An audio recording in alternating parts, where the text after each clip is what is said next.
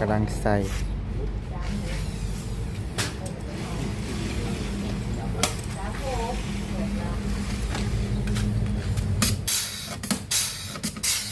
มันเด้อบัดนี้เนาะผู้ใดก็มายิงป้ายคือกันบัดมื้อนี้เป็นมื้อเด็กออกครับ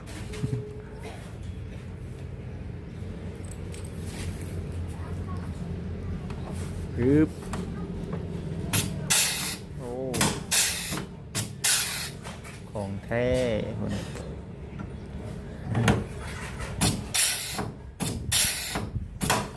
เรียบร้อยเนาะ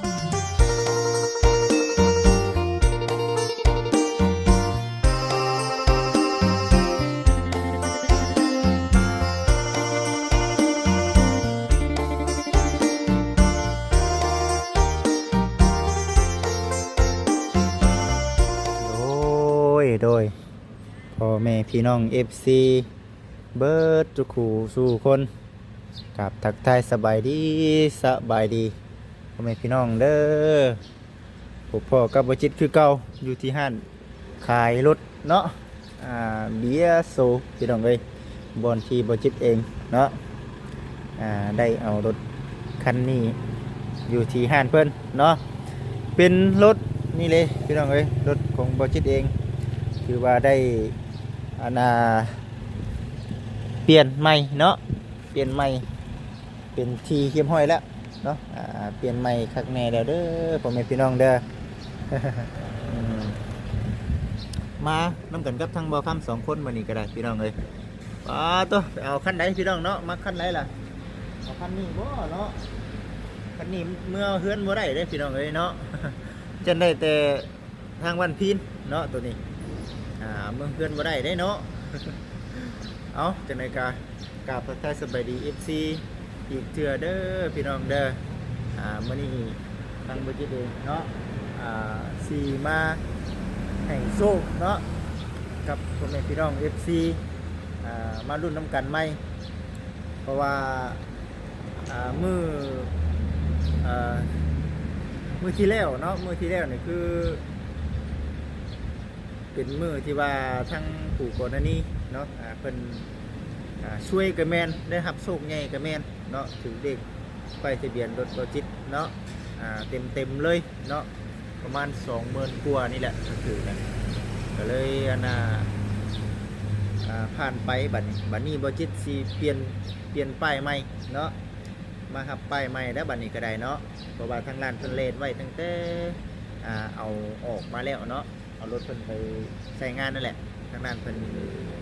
เปลี่ยนมาจากแขวงคำมวนมาเป็นแขวงสวรรณเขตบัดนี้ก็ได้พี่น้องเอ้ยตัวเลขก็สิบ่คือเก่าแล้วบัดนี้ก็ได้เนาะเอา FC คุณอินซานเพิ่นมาแล้วบ่เนาะหรือว่าจังใดไปพี่น้องเอ้ย เอา FC เอ้ยพุ่นทางบ่คำที่น่ะเนาะ เอาสบายดีมานำกัน2ไอ้น้องพี่น้องเอ้ยเนาะมาก่อนสิไปเล่นเบิ่งเนาะก่อนสิไปเล่นเบิ่งป้ายเนาะเดี๋ยวสิพา FC มาเบิ่งรอบๆก่อนมื้อนี้บ่จิตมาอันนี้เนาะเปลี่ยนใหม่เลยได้นี่พี่น้องเอ้ยอย่างมือหนึ่งเลยเปลี่ยนเอาอย่างมือหนึ่งเลยของใหม่เลยตัวที่ว่าตัวเก่านะมันน็อตรถเขาเจ้ามันถึกเนาะน็อตรถเขาเจ้าถึกเลยเปลี่ยนใหม่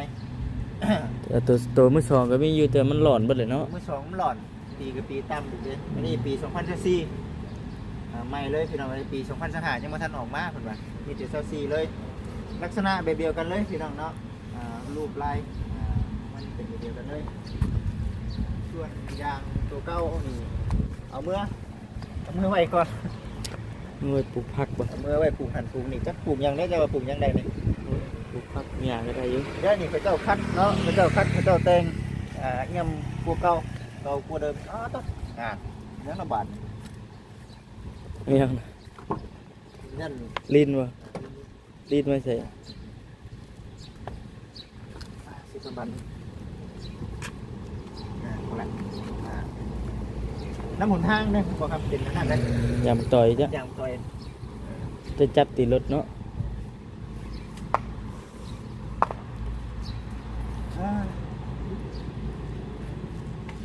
เป็นเอกส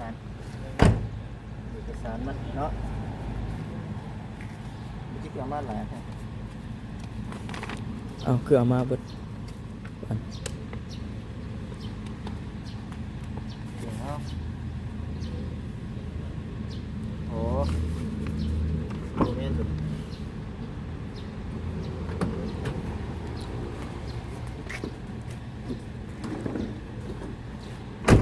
ปกติที่เราเลยไปเนาะ ไปคือบ่มีหยังเกิดขึ้นเลยเนาะเนาะ เนาะเลย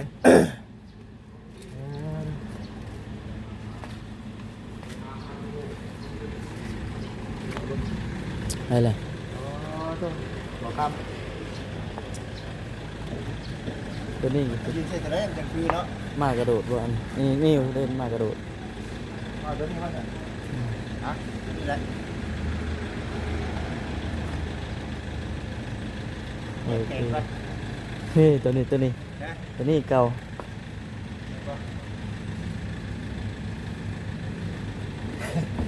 เก่งก่อนไปไหน ฮะ เก่งก่อนตัวซีก่อน บ่ เนาะ แพงบ่เอ้ย งามงามทำไปดีเนาะ ไปใช้เบิดล่ะ สองที่หน้าเป็นกำลังคือมาซื้อ เพิ่นมาเบิ่งรถเนาะเฮาเสิไปทางใด เขาต้องไปของทางเขา ก็ห้องการเพิ่นบ่ เป็นคนมาด้วยครับ คือมิจิลี เดี๋ยวมาเลยเนาะ มาแล้วก็ไปบุกเลยแล้ว เลยบุกเลย มันค่ำเด้บ่ได้ ทำเลย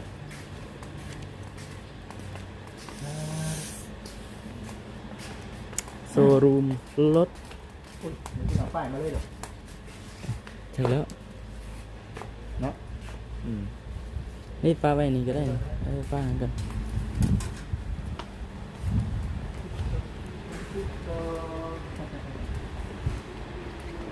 โดยสบายดีมาเอาป้ายใหม่ได้มื้อนี้ คือนินข่าวว่าป้ายออกว่าซั่นติ ถ้าว่าป้ายออก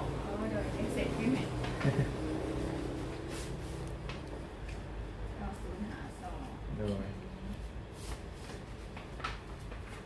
เดี๋ยวสิพาลูกค้าไปจับอยู่จราจรอยู่บ่อนจับป้ายนะลูกค้ารู้จักบ่อนจับป้ายอยู่ปะ จังเลย มีรักแปลกจราจรบ่อนจับป้ายบ่อนเดียวกับป้ายรู้จักนะ โอ้ ไปจับ พูด อ อยู่ ยู่พูดอยู่ โอ้คันสั้นขออนุญาตมอบเงินเนี่ยขาจับป้ายให้ลูกค้าเขาไปจับได้บ่ โอ้แบบว่าให้เขาไปเอาเองเลย โดย ฉันก็ได้คิดว่าอยู่นี่ได้โมเมน คิด ต์ ว่ายิงอยู่นี่ ต้ แล้ อ ว ง นะ ให้เขาไปยิงอยู่จราจร ต้องไปยิงอยู่พุ่น แต่ว่าเรื่องป้ายตัวเก่าดิฮะ ป้ายแมนเพิ่นจะเอาออกอยู่พุ่นเลย โอ้ แต่ว่าอยู่ในรถนอกป้ายนะ แม่น พี่แต่ป้ายหอดจราจรแหละเพิ่นสิมางป้ายตัวเก่าหันออกแล้วเพิ่นสิจับป้ายใหม่ให้เลย โดย นี่เฮาสิมอบเงินขาจับป้ายให้ บอลเขาเจ้าทางบัตรนั่นแหละเนาะ แม่น บนประเทศบัตรสปอร์ตยังบัตรประชาชนเนาะอ่า เอาฉันบ่ฉันเนาะคือว่ามาอยู่ร้าน พ่อเจ้าป้ายจะอยู่ในอยู่บ่อนเนี่ยเจ้าหน้าที่จราจรหมดเลยมีแต่ให้เขามาเอาเงินเนี่ยขาจับป้าย โอ้ ขอขาจับป้ายทางห้างจ่ายให้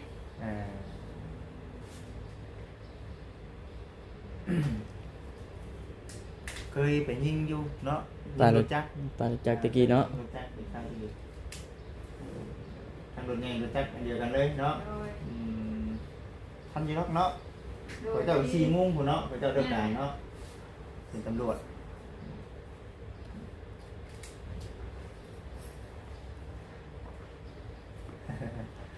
สบายดีเด้อ มอบขาจับป้ายนี่เพิ่นไหนสองเส้นเอาแล้วก็จอกเอา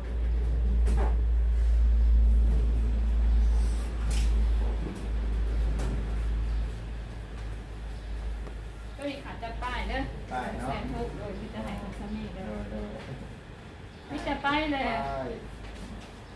ป้ายเลยมาแนะนำให้ลูกค้าเอาตัวนี้แจ้งกันเด้อเอาเอกสารตัวนี้แจ้งกันบอกคนมาจับป้าย ปกติทางจราจรเพิ่นจะบ่ให้จับเนาะตัวที่มันเป็นน่ะตัวของก๊อปตัวก๊อปนี่เพราะว่าลูกค้าเขาไปแน่นมันจะได้ตัวก๊อปอยู่แล้วมีแต่แจ้งว่ารถข่อยเป็นรถห้างซื้อออกจากห้างขายรถใหญ่เบโซแล้วเพิ่นจะนำมาให้ โอ้ได้สันเนาะ แจ้งไปเลยก็ส9052 ส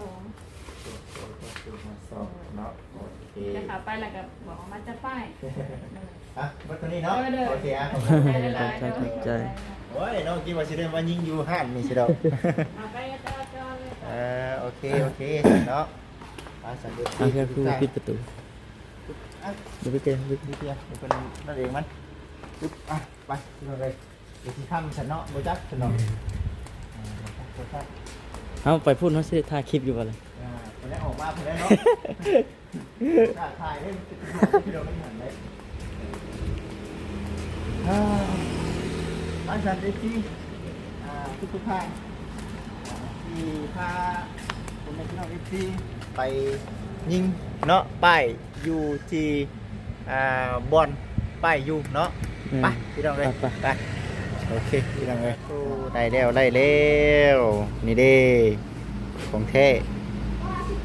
คากรีบาทนี่สองกันเลยเนาะ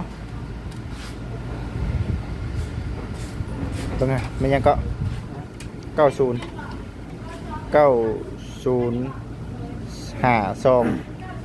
รุ่นต่อไปงวดต่อไปเด้องวดเมื่อนี้แหละนี่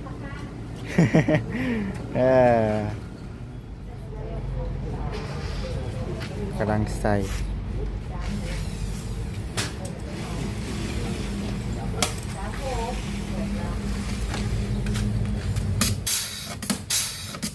อุ้ยขากระดีถอยดังเนาะโอเค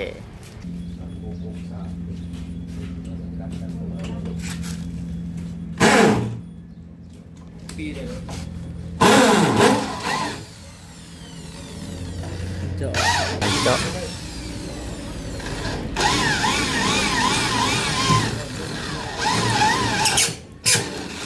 โอ้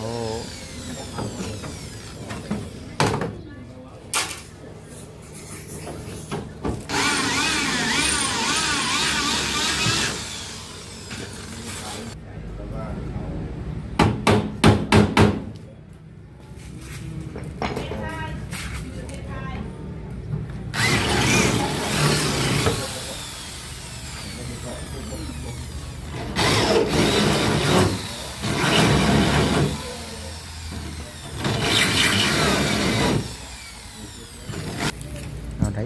โศกไขมันได้บัดนี้เนาะผู้ใดก็มายิงป้ายคือกันบัดมื้อนี้เป็นมื้อเด็กออกครับ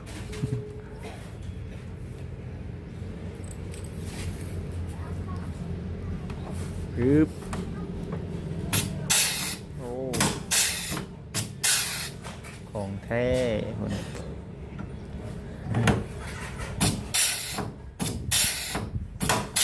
เรียบร้อยเนาะไปบาทนี่ก็ได้ถือว่าเรียบร้อย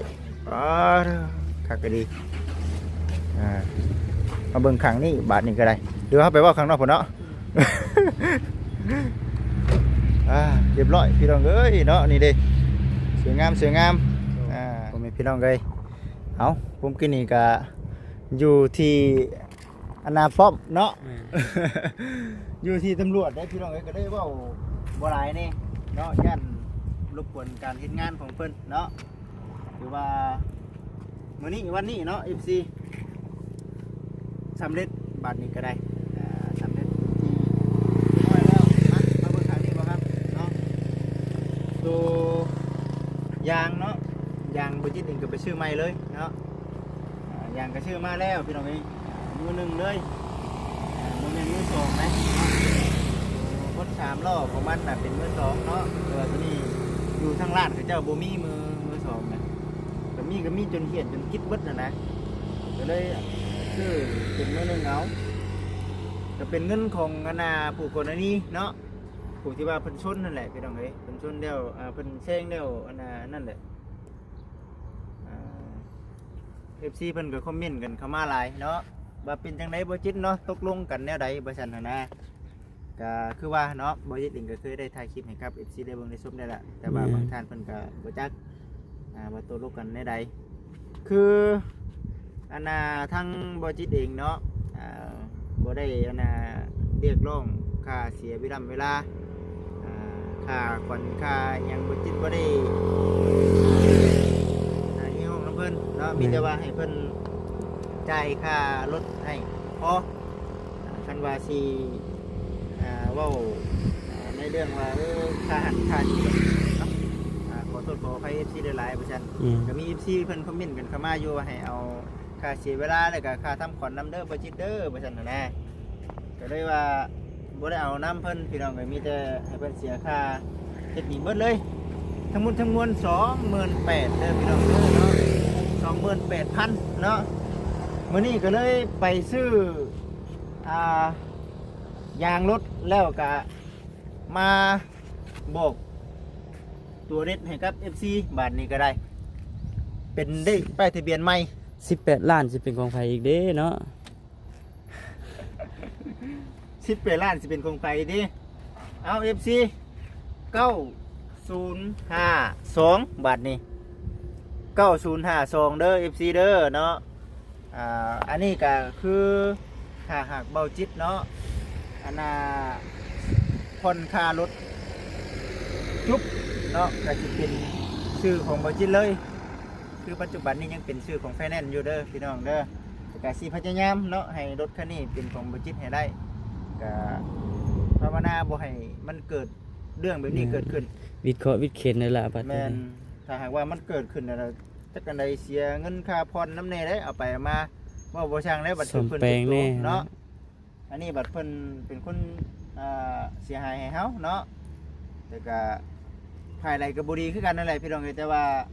จึงว่าบ่อยากให้มันเกิดนะก็เลยว่าวิทย์โควิดเข็นไปพี่น้องเอ้ยถือว่าโอเคมาเบิ่งครั้งนี้บัดนี้บ่ครับ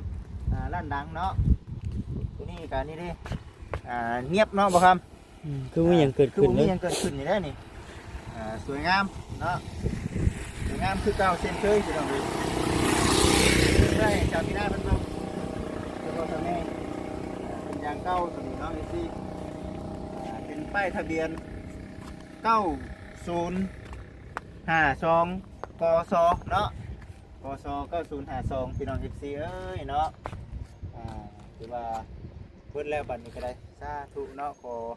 อย่าให้มันเกิดเรื่องแบบนี้เกิดขึ้น แม่น มีแต่มืออื่นเนาะบ่จิตเองก็สิผูกแขนเนาะผูกแขนเล็กๆน้อยๆนี่ได้พี่น้องเอ้ยเนาะเฮ็ดแล้วก็ให้มันสบายใจมีแต่มื้อเช้าบ่จิตสิไปสอนควันเนาะสอนควันอยู่บ่อนมันเกิดขึ้นแล้วไปสอนแต่เช้าสอนแบบใดบ่จิตบ่ได้หาเนาะเดี๋ยวเรารุ่นเราซุ่มไปนํกันว่าบ่จิตสิเฮ็ดหยังเฮ็ดแนวใดนะพี่น้องเอ้ยตอนนี้ปัจจุบันนี้ก็สิประมาณนี้แหละเนาะแต่ว่าเดี๋ยวสิได้กลับขึ้นไปบ้านกลับขึ้นไปบ้านเมื่อรับพ่อเฒ่าแม่เฒ่ามาผูกแขนหั่นแหละอันนี้ก็เนาะคักดีบ่ครับเอ้ยคักบัดนี้แน่นเนาะบัดนี้แน่นว่าแน่นกว่าเก่าอยู่พี่น้องเอ้ยคักอยู่เอา FC คือสิประมาณนี้แหละ แม่น บ่จิตเองก็คือสิได้ขอตัวจบคลิปก่อนพี่น้องเอ้ยถือว่ามื้อนี้วันนี้ก็จบไปพุ่นแหละมื้อหน้ามื้อในพุ่นแหละสิได้ไปเวียกไปงานเนาะมื้อนี้ได้หยุดงานก่อนเด้อพ่อแม่พี่น้องเด้อเนาะก็ขอบุญขอบคุณเนาะ FC สำคัญในดีบ่จิตขอบุญขอบคุณ FC เด้อเนาะที่อันนั้นพี่น้องเอ้ยเนาะที่คอยให้กำลังใจเนาะที่คอยให้กำลังใจแล้วก็คอมเมนต์กันเข้ามาให้คำปรึกษาหลายอย่างหลายแนวคันบ่มี FC นี่ก็บ่ได้เนาะพี่น้องเนาะอันนี้ก็คือสิ่งที่บ่จิตเองขอขอบคุณหลายๆเด้อเนาะมีแต่ว่าจังไดก็ขอให้อยู่ดีมีแรงเบิดสู่คนสำหรับคลิปนี้ก็จังไดก็คือเว้าเนาะก่อนอื่นก็ขอขอบคุณทั้งหมู่คู่น้ำแน่หั่นแหละที่ว่าไปน้ำกันเมื่อนั้นเนาะมีเบาแสนเบาต้าเบาเวียดเบาเสียงหน้าเบาคำเนาะสาวแววตาเบาจิตนี่แหละพี่น้องเอ้ยที่ว่าเป็นกำลังใจให้ก็ได้ ขอบคุณหลายๆเนาะเอาโอเคอยู่ดีไม่แห้งสบายดี